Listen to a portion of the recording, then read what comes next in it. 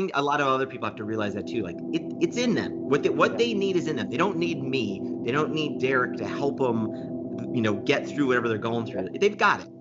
If you really want to maximize my time or the time of an advisor, mentor that you reach out to, like you as the person reaching out needs to be like really good about, give me something I can help you with, like I can optimize a problem I can focus on. When it's so open-ended and I don't know what we're meeting about, if there's no agenda, like I have to stay away from those things.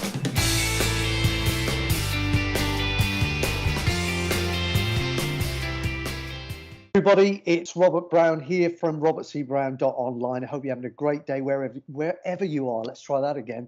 In the world today. Hope life's treating you well. I've got a really, really special guest with me today. It's a chap called Nathan Kontny, who I've been aware of for some while now. Used to be CEO of Highrise CRM, which I used for a while. And I got to know Nathan and his team quite well. Terrific guy. A lot of integrity. That's why he's on the show, and a great story to tell. And as you know by now, the Coffee with Robert sessions are all about inspirational stories. The fact that as entrepreneurs, we come up against barriers, against challenges. And sometimes when you want to quit, that's just when you've got to push on. But it's difficult. We all know that. We've all been there, and we'll all be there again, by the way, because it's cyclical, that type of stuff. It's the tide comes in, it goes out, comes back in again. You've just got to never lose doubt in that. But Nathan's got a great story to tell, and I don't want to ramble on too much because I wanted to tell you a little bit about, perhaps, if you would, Nate, your background, how you came to where you are now, and what your plans are for pushing on in the future. For sure. Thanks for having me on. Yeah, it's an absolute pleasure. All the eyeballs are on you. No pressure at all now. So my background, I mean, we could go way back. I mean, I got attracted to things like entrepreneurship back in college. I did this, I did an internship in college, working at a uranium processing plant. I was a chemical engineer, and I worked, in some dangerous chemistry situations. So I worked at this chemical plant. And it wasn't the life for me. And a couple weird, interesting, very coincidental things happened there. Like one, my boss there, the plant manager, was super entrepreneurial, and just kind of watching him and all the side projects. I mean, he was the epitome of the side hustle. Here he was managing a plant, super successful career in chemical engineering, but he was also doing this cool thing on the side where he was testing air quality for people. Mm-hmm. He had he had so many other things going on. He was developing a business plan for a restaurant he wanted to open. It was just inspiring watching this person just want to create so many things. And so I caught the bug a little bit from him. My father's always been very entrepreneurial too, running, we used to run a golf course pro shop as a family. It was a family business. And then, so when I got out of college, chemical engineering just didn't seem like the right environment for me. I realized I really enjoyed computers. The web was taking off then.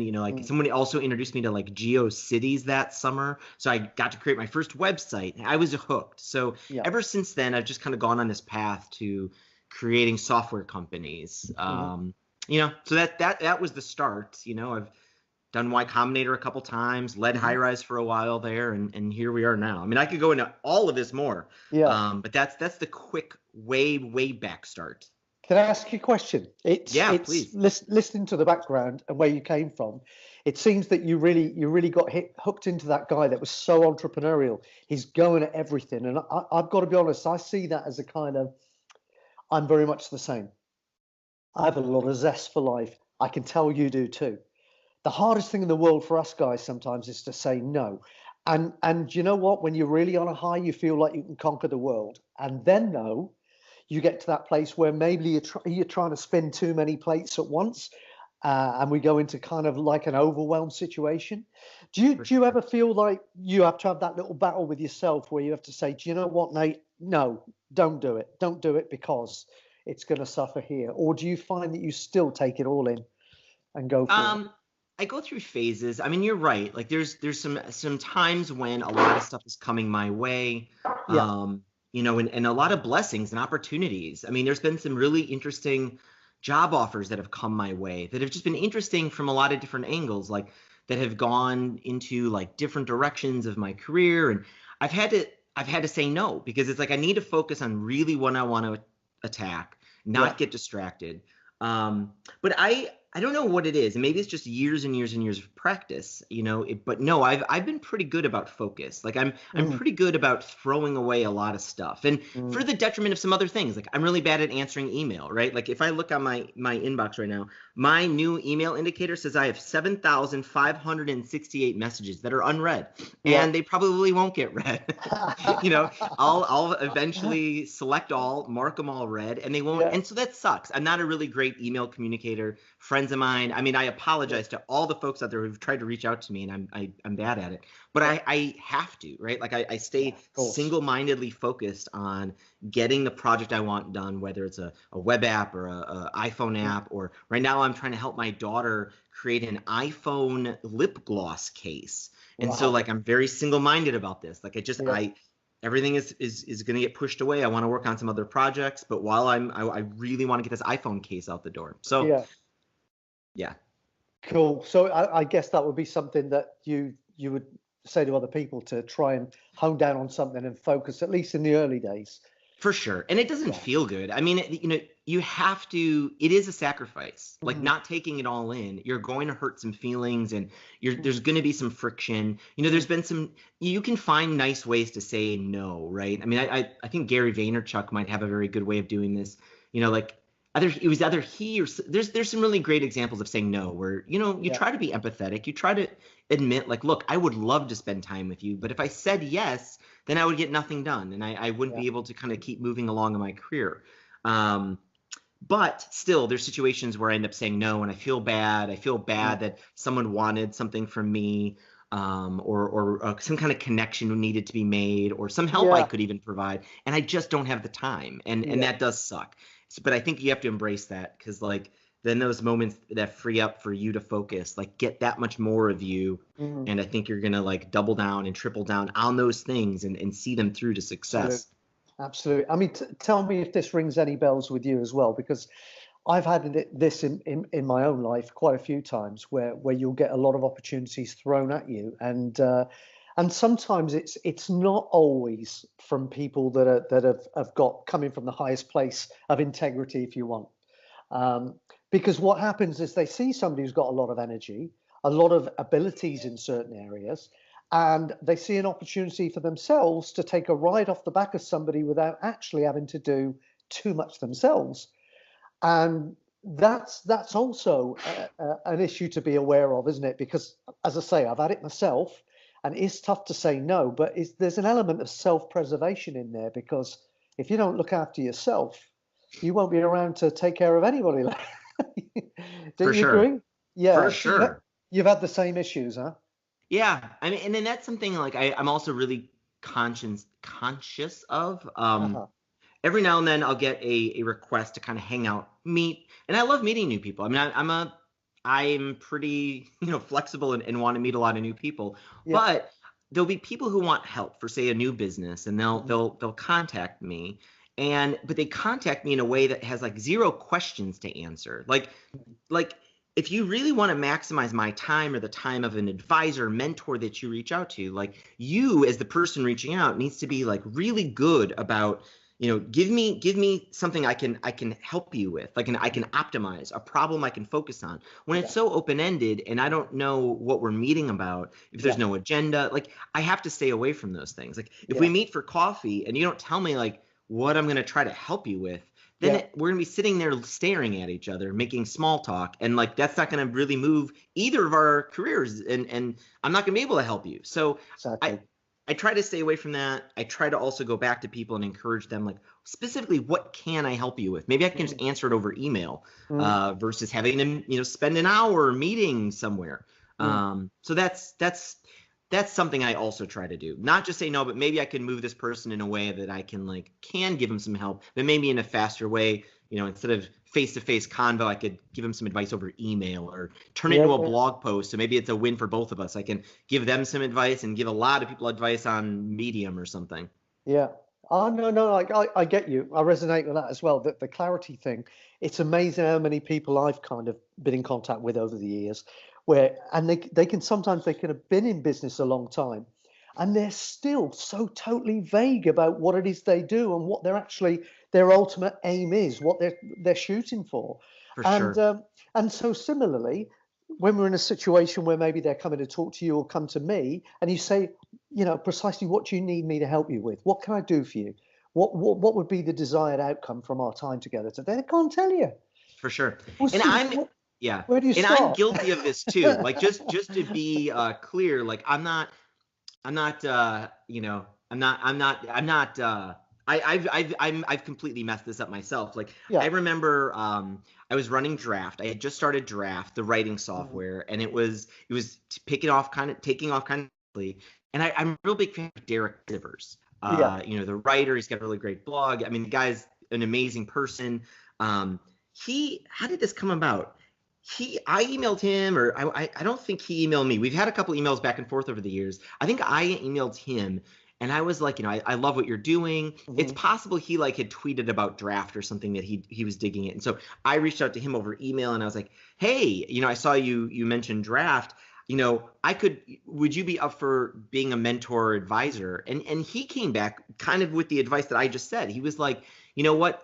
I don't have time to be a mentor like that. Like I've done Mhm. that. Like I really don't have time to kind of just be that vague individual. But Yeah. if you have specific questions and come back to me, I will do my best to help you out and answer them. Mhm. And I never emailed him back. I mean, so Wow. I'm Yeah. guilty of Yeah. this. Yeah. Like I was Yeah. guilty of being vague and not like optimizing his time. And Yeah. it's funny, I wrote about that. And just maybe a few months ago, I wrote about this. And Derek emailed me about it. Uh-huh. And he's like, I remember that email. And it was a really good kind of conversation I had with him. But I think a lot of Yeah. people, get into that situation and then they also realize like I didn't need Derek's help at the time. Like that's Yeah. also what dawned on me. Like I'm only reaching out to Derek because like I realize the success he's had and I want to get closer to that. But really, Yeah. like I've got what it takes here. Like Yeah. I don't need him solving these problems or these vague problems. Like I'm doing it. I'm okay. Yeah. I think a lot of other people have to realize that too. Like it's in them. What Yeah. they need is in them. They don't need me. They don't need Derek to help them, get through whatever they're going Yeah. through. They've got it. Well, I'll tell you what. This is incredible. I love what you're saying because it's almost these are the things that I was going to try and ask a few questions to lead us down this path, and it's beginning to feel like we've rehearsed this and we haven't because it's kind of one of the major things I'm all about in the stuff I'm doing when I'm talking to people is that there's greatness in all of us. There is greatness in all of us. It's just that we don't realize it. We fail to buy into ourselves. Most of us don't even like ourselves, let alone love ourselves. There's an awful lot of work to be done. Yeah, But that self-image, that kind of removing that false ceiling of expectation and realizing that you really can shoot for the stars. If you believe it, you can achieve. You really can. And I know there's an awful lot of kind of, old cliches doing the rounds that have been doing the rounds for years, but they stick around because they're true. sure. And you just, illustrate that point, really eloquently that it all starts here. Nothing external really affects you at all. It's actually your communication with yourself about what's happening that For sure. determines how you feel, your subsequent actions, and the results that show up for you. Yep. And I think Yeah. yeah. And I totally agree. And I think a lot of people where they're held back Mhm. in that situation is like they're trying to mimic something that they see out there, that how other people are doing it, right? Yeah. Like they see other people have mentors and advisors. I mean, I read the Wall Street Journal and I think it's like every Friday or Saturday there's a little piece in there about some famous CEO and their like group of advisors, and they Mhm. list like all these other famous CEOs. And so I think we see that and we're like, oh my gosh, you know what? Yeah. I need an advisory board and it has to have Yeah. like the top CEOs because I need to be like them because I read it in Mhm. the Wall Street Journal. And I think that's what hurts a lot of us is like we just Yeah. keep trying to mimic these things we see. Yeah. Like I remember as a kid, I was with a friend of mine, kind of a new friend of mine, and this kid was like a really great singer. Mm. His voice was like an angel. Like he was in choir. I hope I've lost touch with him like long time ago. I Mm. totally thought he had a career in music probably, but he gave me some interesting advice. I remember we were in the car and we were like 16, and I was like singing to a song on the radio, and I was just kind of trying to mimic the voice that I heard Mhm. on the radio, and it wasn't good. I didn't think I was a good singer, but I would say like, no, I sucked at singing, but I still Mm. like doing it. This Sure. guy Patrick, who I was my friend, he's like, Nate, he's like, you're trying to sing like what you hear on the radio, but like you're clearly, your voice doesn't reach that level. Like I don't know what his words were like. It's not, you don't Mhm. have like this high octave. Like you're not, don't try to do that. Like Mm. sing it in like your natural tone, like how it feels like you would just do it naturally without trying to mimic the other person. And Yeah. I did. And all of a sudden I was like, oh my gosh, I can sing. Like I can do it in a Of course. way Yeah. that Yeah. might not be the way that I see that person doing it, but Mm. it's the way that is comfortable for me, the way I like it. It Mm. sounds much better. So it's like Yeah. it was just this whole realization that's just like there's a way that we all can sing. There's a way that we all can do a lot of these things. It might not be Mm. the way Gary Vaynerchuk is doing it. It might not be the way, someone in the Wall Street Journal is doing Yeah. it, but there's a way that you can pull it off with Yeah. like whatever gifts and things that you have and what you like to do. So Definitely. Authenticity. Definitely. No, I agree with you totally. It really is. I mean, yeah, I would say everybody has to find their voice and fall in love with the fact that it's their voice and that their voice is unique. We all have a unique voice, and you're dead right. If you're trying to be another Gary V, you're gonna pale. There's only one Gary V. Uh, there's only yeah. one Nate Kontny. There's only one Robert C. Brown. You Yeah. know, it's a pretty common name, but there's only one of me. but Yeah, but yeah, it, for it, it sure. is so it is so true. And going back to what you were alluding to earlier about comparison, that's one of the single biggest problems where people have low self-esteem. Is the fact that they're not comparing themselves with themselves and their improvement. They're comparing themselves with other people. Yep. And they always, pretty much, you always compare yourself with people that you perceive to be better than you are. I So know. the comparison's not Yep. favorable, and the self-esteem is starting to pick dust up off the floor. Yeah. It's Yeah. and it is so it's really cool that we've gone down this line without me even really asking you questions. You've just kind of Yeah. naturally It's gone just there, we're which having is coffee. Yeah. yeah, exactly. Actually, I've got to be honest. I'm not. I'm having a Dr. Oh, Pepper. Dr. Pepper. Yeah, and they're not paying me either. They're getting some free ads there. Look, That's that's awesome. great. No, but no, it's really really interesting. And it look, I know the whole. I mean, I came to know you through Highrise initially, really, and I'll be honest with you. I mean, I said when we had an initial discussion about maybe doing this kind of call together. Um, that in actual fact, the reason I actually stuck there in the end was you guys, Thanks. yourself and your team, and the fact that it almost had a family feeling. It almost felt like people genuinely had a real human connection with you and cared about what was happening. And when you guys went, I left because that stopped happening, and that's not having to go at the guys who are running it now, but it totally changed. And I was really, really shocked because I happen to think personally that you guys were doing a fantastic job. Thank And you. I really, as much as anything else, I know for everybody who's watching this, they'll be interested to know what happened, how you've come back from it, how you took it. Um, but me as well on a personal level, because I observed it firsthand as I was a customer at the time. Um, I'm kind of clueless as to what that, why that happened. And I would love to know how you've handled it, how you've processed it and moved yourself forward to where you're going now. Yeah. Yeah, it is a confusing thing. Mm.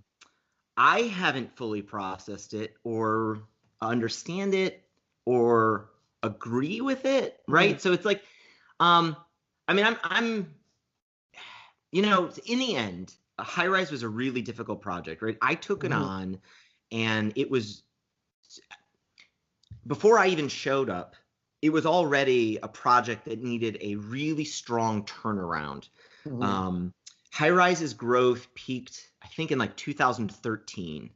And then it had just started bleeding a little bit in 2013. And it got really bad when 37 Signals decided to rename themselves Basecamp and just focus on Basecamp. For, I mean, obvious reasons. Like they wanted to double, triple down on Basecamp. And Highrise was just kind of this, you know, I don't have a really good delicate word for it. I mean, it was just like this forgotten project. I mean, it was not forgotten. Like a lot of people used it. It was important, obviously, in a lot of people's lives, but the folks at Basecamp didn't work on it. I mean, they had customer support, they kept it running, but you know, there wasn't a new feature since like something like 2011, right? And the project largely didn't have any changes since like its launch in 2007. It was almost the same product that whole time. There's a kind of a nice little redesign back in 2011, and that was about it. So we were dealing with a very weird environment where, you know, so when Basecamp announced that they wanted to just be Basecamp, customers like you know, like they heard that and they were like, we're out of here. That, you know, like the announcement when that happened was very confusing too. The announcement was something to the effect of, we don't know what we're going to do with Highrise. We might try to sell it. I mean, that's like a big signal that like, it might get shut down, right? Yeah. If you sell it, the seller might shut it down. If you keep it, you might also shut it down. Either way, you're not adding new features. We're probably just going to leave then and find a product that's got like, you know, the focus and the core of the company behind it. And that's exactly what happened. Like a ton of people started leaving. I mean, it just became, it went from like not growing to like sinking really fast.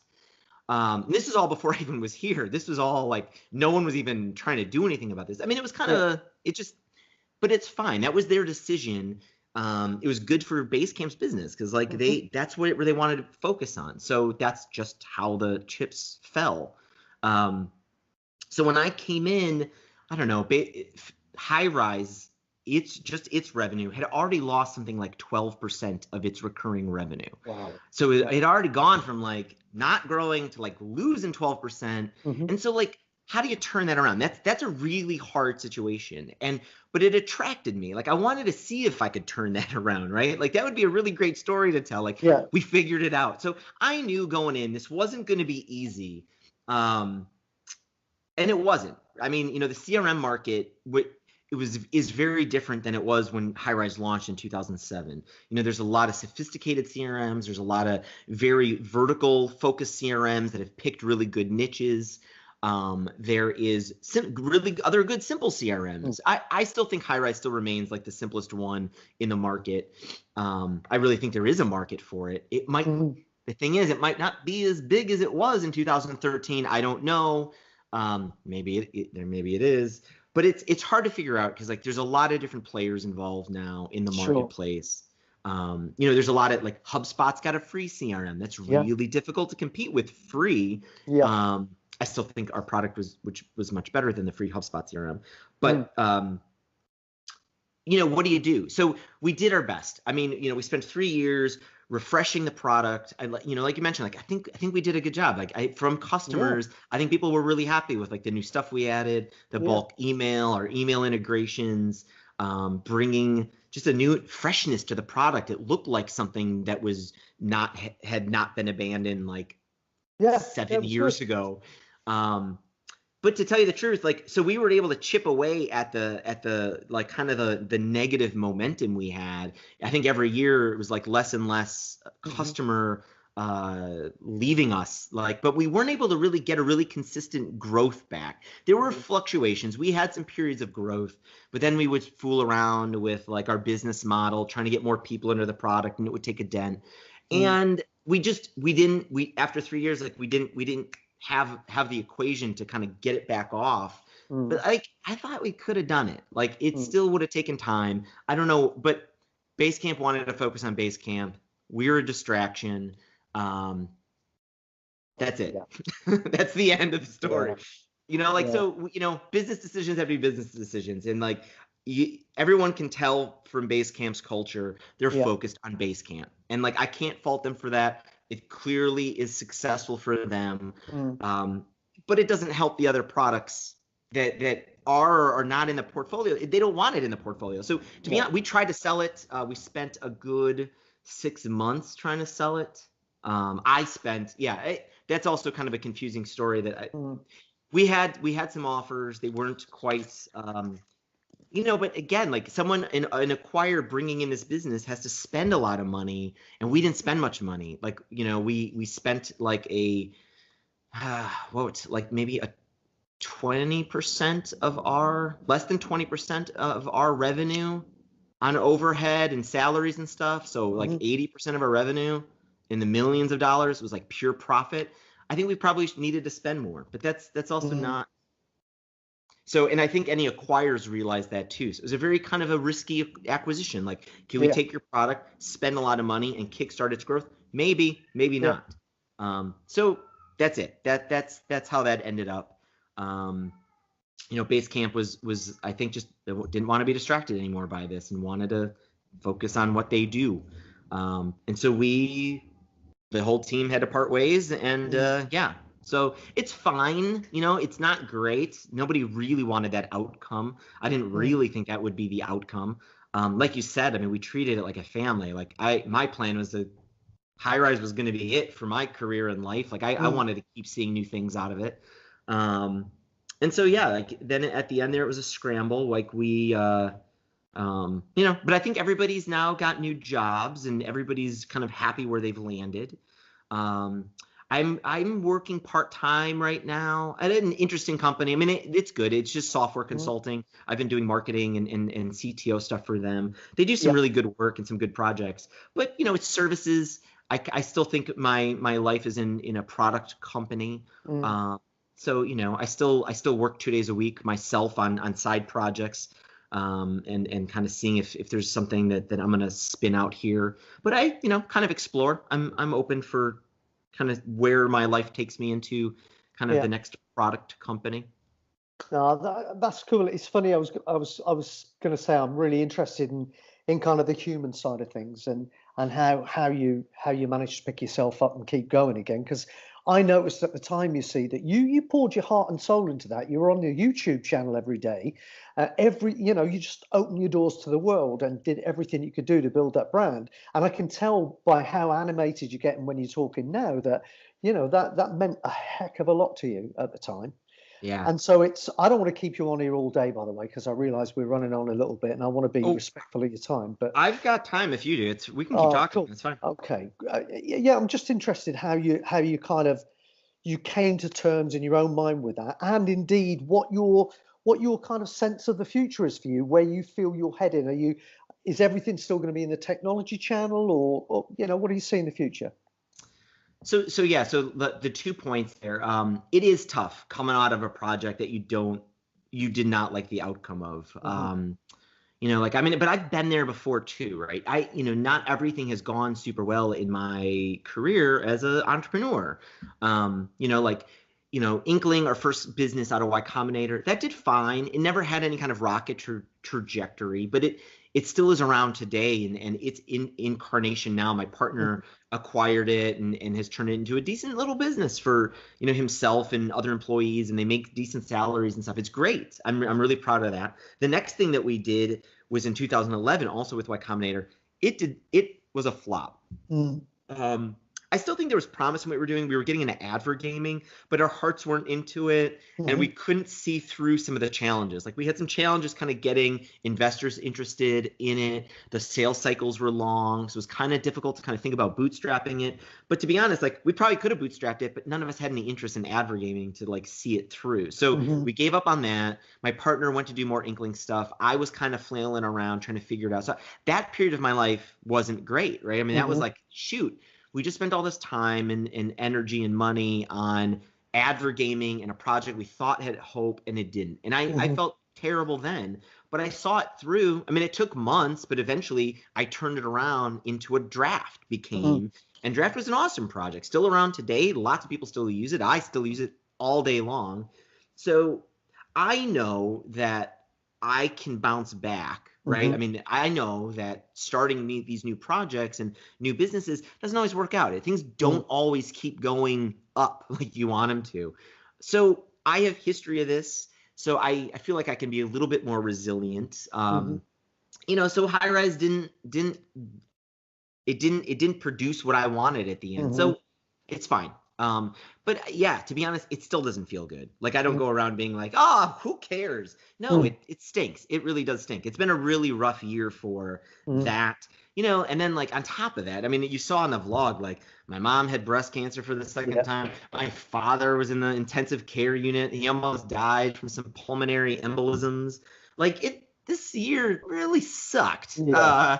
So that's it. Like I can't hide it. I put everything out on that vlog so people can know, like, and I do it because like I want people to know, like, you know what, I love being positive and I'm really Mm, energized and optimistic about things, but honestly, like life kicks me around too. of course. So I got to figure out how to get through this stuff too. So things are good now though. Like, but I also, I make sure I try to sleep well, I eat Mm, well.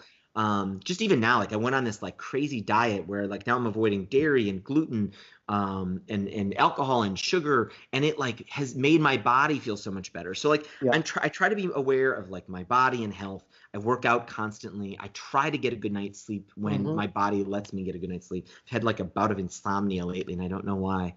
Um, but so and I started seeing a therapist. Just Hmm. someone, my wife and I, like it was a stressful situation. We Hmm. also with all this family stuff. So it's just like I'm gonna talk to somebody about this. Why not? Why not talk to a professional person about this? And that's Exactly. been good. Just hanging out with somebody once a week, just chatting about it. Mm, Um, so I bring this up just, I don't know. I think there's probably a lot of people watching this, and I know a lot of people who go through these hmm. failures and they feel terrible. They don't want to do it again. They don't know who to turn to. I Yeah. don't know. Like we see a therapist, and it's covered in our Uh, insurance, I think, and it's fine. I mean, and that not everybody's going to have that blessing and can do that, yeah. but we did, and I think probably a lot of other people should investigate stuff like that. It's important to take care of the psychology and the mental health because Absolutely. it's draining. Nate, I love So your yeah. honesty. I love your honesty, mate. I really do Hey, because it is so refreshing, and most of the people that'll be watching this will be coming up against stuff like this all the time. And you're right. When you go on the internet these days and you see all these faces on the YouTube adverts, and you would think that you're the only problem person in the world that ever has a challenge or a I problem. know, I know. And I'm really grateful to you for being as honest and as human about things. It doesn't matter who you are, what level you are in life. Um, we all have these real life challenges that crop up. I'm having the same myself with my mum. I kind of found out that actually just 48 hours ago that she's got cancer, and it's pretty bad. So I'm yeah, sorry. and yeah, no, Yeah. thank you. But these, it's all of us, and so yeah, so thank you for that. It is true, and hopefully anybody who's watching this, watching this when it goes out. It doesn't matter. I mean, Nate's touched on a lot of really great stuff, but I think a lot of the stuff that I've got from this conversation today is that you do have to have belief in yourself. You do have to realize that you've got a unique voice that has an equal value to anybody else's voice in this world. And you've just got to go out there and step into your greatness and create whatever you want to live. Just it's an old cliche, but be the change that you want to see show up in your world. And Nate's a great example of somebody who's, I would call you a master of reinvention. I think I've been the same throughout my life. Life will throw you a curveball once in a while, but you find a way like a chameleon. You adapt to survive, and then you go on to thrive eventually. And that's a real skill set because not many people can do that. And I think what actually gets you through that is the fact that on a deep level, you can do it. And for a lot of people watching this, maybe they haven't got there yet. So it's good to work on that belief, so that you can. I just think that if you believe in yourself, other people come to believe in you, and you become an unstoppable force in the world. And that's the place to start. What I would really love to do, Nate, before I say goodbye, is thank you again for your time because I really have enjoyed this, and I'd love to Thank you. think that we could maybe check in 6 months or 12 months Let's and do it. just find out where you are and have a good old chit chat again. But I would love if there's any place that you can direct the people that watch this video to go and hook up with you, stay in contact, and just watch your progress so that they find out as and when you come up with new stuff. Is there anywhere they can go for that? Best place is probably YouTube. I'm Okay. still putting out daily videos there. So just look up Nathan Kontny on YouTube. Okay. Uh, And yeah, you'll see all the progress, whether it's just us having fun as a Yeah. family or it's trying to create these new products. Like I mentioned, like I'm trying to help my daughter now. She's 4 and she came up with this idea for an iPhone case that'll have lip gloss in it. So like you can watch that whole adventure there. Yeah. Oh, brilliant. No, brilliant. So get along there. Anybody's watching this video, get along there and stay connected with Nate. And Thank you. it'll be a fun and exciting ride. I can vouch for that myself because I've been on the, on the YouTube channel for a while. So that'll be great. And before I check out as well, I want to remind people that if you've got any of these challenges where you feel that maybe you're sabotaging your own attempts to try and be successful in business and to create a life that you're literally enjoying every day of and loving to live, then get along to my webinar. I've got a free webinar training, runs for around about an hour. You can see it over at robertcbrown.online/webinar. That's robertcbrown.online/webinar. I'm going to give you the 6 reasons why you're probably throwing a spanner in your own cog at the moment, and 6 ways to get over that and to move yourself forward in life and in business. It is possible. Get yourself along there. It'll take an hour of your time. I guarantee that you'll never look at your life the same way again. And who knows, you just might start reaching some of those goals that you've had for a very long time that have just been sitting there. So get yourself along to that webinar. Nate, it's been an absolute pleasure, my friend. Thanks so much for taking the time to meet with me and to create this video. I appreciate it. Yeah, you're welcome. Thanks for hanging out. It's great. It's great. And we will do it again. I'll stay in contact and we'll do it again. Cool. All right, man. Have a great weekend. All right, my friend. Have a great one and have a really good Christmas. Take care. You too. Bye. Bye.